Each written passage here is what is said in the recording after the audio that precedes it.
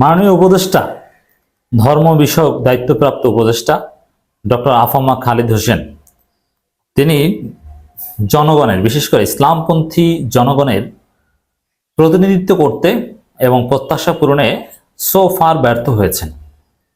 তার সিদ্ধান্তগুলো যে কারণে আলেমুলামারা বা এমনকি জামাত ইসলামী সমর্থন ছিল তার প্রতি উপদেষ্টা হিসেবে, যে কারণে তাকে দেখেন, একটা বিষয় স্পষ্ট, তিনি চরমনাইয়ের লোক, এটা ওপেন সিক্রেট না, ওপেন বিষয় হতেই পারেন।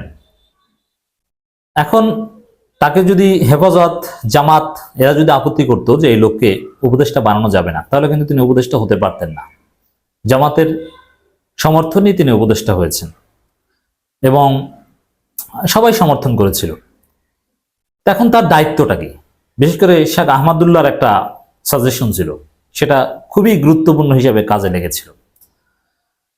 যেহেতু ডক্টর আফামা খালিদ সাহেব ইসলামপন্থী আলেমুলামাদের পক্ষ থেকেই মূলত এই সরকারের প্রতিনিধিত্ব করছেন, এই জন্য ইসলামপন্থী আলেমুলামাদের চিন্তা, তাদের প্রত্যাশার জায়গাটা, তাদের দাবি দেওয়ার বিষয়টা তিনি জোরালোভাবে দেখবেন বা দেখার চেষ্টা করবেন অ্যাটলিস্ট, এটা তো স্বাভাবিক। কিন্তু সেটা করতে পারছেন না। তার মধ্যে দলীয় সংকীর্ণতা আমরা লক্ষ্য করছি এবং সামগ্রিকভাবে ইসলামপন্থীদের ভয়েস সরকারে তুলে ধরতেও ব্যর্থ হয়েছেন বলেই আমরা বলবো। এখন পর্যন্ত কোনো অগ্রগতি আমরা দেখতে পাচ্ছি না। একটা বিষয় আমি এখন বিশ্লেষণ করব। আর একটা বিষয় আগে বলেছি যে বাইতুল মোকাররমের ভারপ্রাপ্ত খতিবের দায়িত্ব দিয়েছেন একজন আওয়ামী লীগের দালালকে, যিনি হাসিনার খুব ঘনিষ্ঠ লোক ছিল এবং বেনজির, হাসিনা, ফরিদউদ্দিন মাসুদ এদের খুব কাছাকাছি লোক ছিলেন, তাকে দেওয়া হয়েছে তার কাছের লোক বা তার মতাদর্শের লোক বলে। এটা ইসলামপন্থীদের ব্যথিত করেছে, ক্ষুব্ধ প্রতিক্রিয়া তৈরি করেছে এবং আশা করি, এবং তিনি বলেছেন, আমরা জানি যে না, এটা স্থায়ী খতিব নিয়োগের ক্ষেত্রে বিষয়টা দেখা হবে, এরকম ভুল হবে না। ডক্টর আফামা খালিদ সর্বশেষ কি করেছেন তার একটা বক্তব্য আমরা বিশ্লেষণ করব। জাতীয় সঙ্গীত পরিবর্তন হবে কিনা এই বিষয়ে এই ধর্ম উপদেষ্টা কি বক্তব্য দিয়েছেন একটু দেখেন।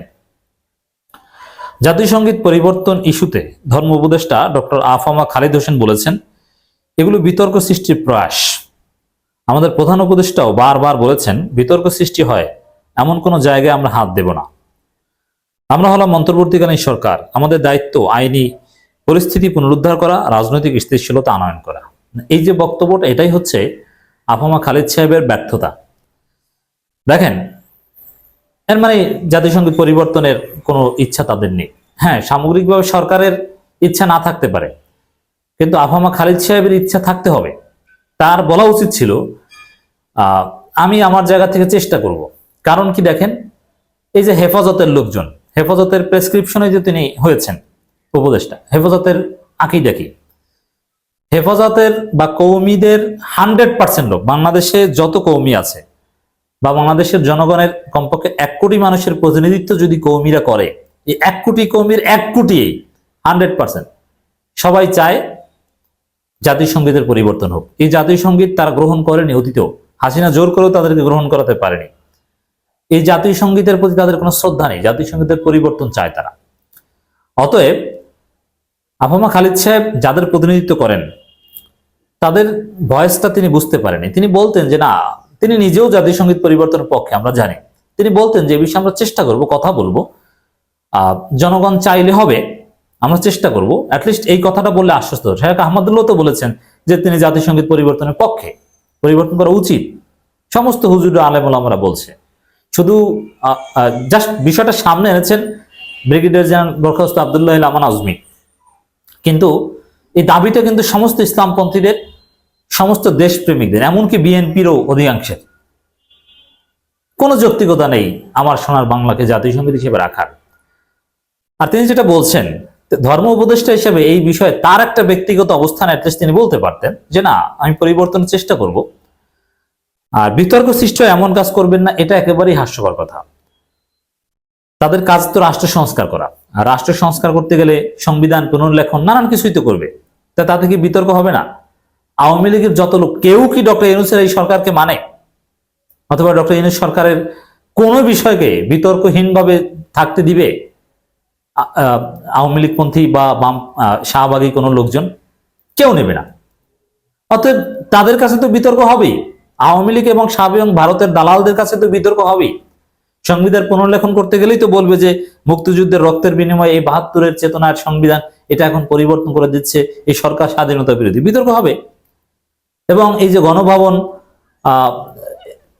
জাদুঘরের রূপান্তর, এটা কি আওয়ামী লীগ ভালোভাবে নিচ্ছে? আওয়ামী লীগের লোকজন কিছুই নিচ্ছে না। এই যে 15 আগস্টের ছুটি বাতিল করা হয়েছে, এটা কি বিতর্ক হয়নি? আওয়ামী লীগের কাছে ডক্টর ইউনূস সরকার সবকিছুই বিতর্কিত, বিতর্ক হবে। এই জন্য কি সংস্কার করবে না? রাষ্ট্র সংস্কার করতে গেলে প্রচুর বিতর্ক হবে। রাষ্ট্র সংস্কারটা একটা বিতর্কিত কাজ, প্রচুর বিতর্ক হবে, 100% কনসেনসাস হবে না। এক্ষেত্রে মেজরিটি যা বলে সেটাকেই প্রায়োরিটি দিতে হবে। জাতিসংঘ তো সেম, জাতীয় মনোগ্রাম থেকে শুরু করে পুলিশের ড্রেস থেকে শুরু করে কত কিছুই তো পরিবর্তনের চেষ্টা করা হচ্ছে, উদ্যোগ নেওয়া হয়েছে। যে জাতীয় সঙ্গীত পরিবর্তন করলে বিতর্ক সৃষ্টি হবে বা বিতর্ক সৃষ্টি হবে এমন কাজ করবো না, এটা তো কোনো দর্শন হতে পারে না।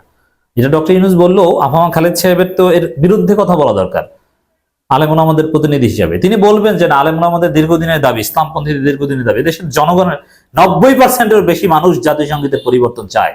এখন যে হাইপ উঠেছে, এখন যে ভয়েস রেইজ হচ্ছে, চারদিকে যেরকম জাতীয় সঙ্গীত পরিবর্তনের পক্ষে মানুষ যেরকম কথা বলছে, এরকম অতীতে কখনো হয়নি। এত মানুষ জাতীয় সঙ্গীত পরিবর্তনের পক্ষে কথা অতীতে কখনো বলেনি। ইটস হাই টাইম জাতীয় সঙ্গীত পরিবর্তন করার। অতএব এই সময়ে আফামা খালেদ সাহেব কেন উল্টো লাইনে কথা বলছেন? অবশ্যই তার ব্যক্তিগত পক্ষ থেকে উপদেষ্টা পরিষদের মিটিং এ তিনি জাতীয় সঙ্গীত পরিবর্তনের পক্ষে বলবেন, এটাই আমাদের প্রত্যাশা আমাদের প্রতিনিধি হিসেবে। কিন্তু তিনি ব্যর্থ হয়েছেন বলে আমি মনে করি। তার প্রতি আমাদের জরুরি আহ্বান, জাতীয় সঙ্গীত পরিবর্তন থেকে শুরু করে ইসলামপন্থীদের আরো যেসব দাবি, এই বিষয়ে তিনি উপদেষ্টা পরিষদের সোচ্চার থাকবেন। সরকারের সবাই বলবে, বিভিন্ন কিছু আলাপ আলোচনা করবেন, তিনি পাল্টা যুক্তি দেবেন, এভাবেই তো একটা সিদ্ধান্ত আসবে। কিন্তু তিনি যদি কোনো কথাই না বলেন, এটা তো হয় না। যেহেতু জনগণ এখন জাতীয় সঙ্গীত পরিবর্তনের পক্ষে, অতএব তিনি জনগণের পক্ষে উপদেষ্টা পরিষদে এই বিষয়ে দর কষাকষি করতে পারেন। কিন্তু না, কোনো উদ্যোগ বা কোনো চেষ্টা আমরা দেখছি না, এটা দুঃখজনক। ধর্ম উপদেষ্টা বলেন, আগে সবকিছু স্বাভাবিক পরিস্থিতি ফিরিয়ে আনবো, এরপরে আমরা নির্বাচন কমিশনকে ঢেলে সাজিয়ে নিরপেক্ষ, অবাধ ও সুষ্ঠু নির্বাচনের আয়োজন করব। নির্বাচন দলের হাতে ক্ষমতা হস্তান্তর করে বিদায় নেব।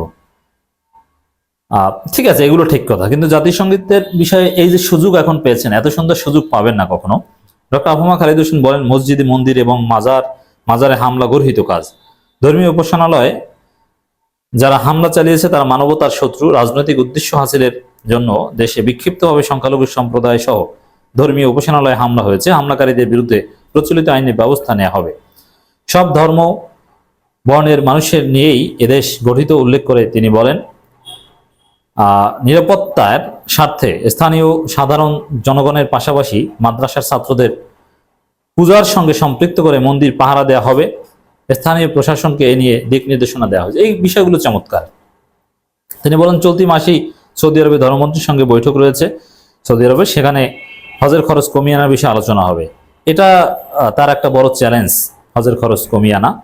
তিনি রাজশাহীর বিভিন্ন জায়গায় সফর করেন, আহলে হাদিসের নেতৃবৃন্দের সাথে সফর করেন। ভালো, এটা একটা চমৎকার কাজ হয়েছে যে আহলে হাদিসের লোকজন সবসময় দেশের বিরুদ্ধে, সমাজের বিরুদ্ধে, এরা ষড়যন্ত্রকারী, বিশেষ করে মাতখালি ধারার আহলে হাদিস। তারপরও তারা এদেশের নাগরিক, তাদের সাথে দেখা করেছেন, তাদের প্রতিষ্ঠানগুলো অবদান আছে, এটা অস্বীকার করা যায় না।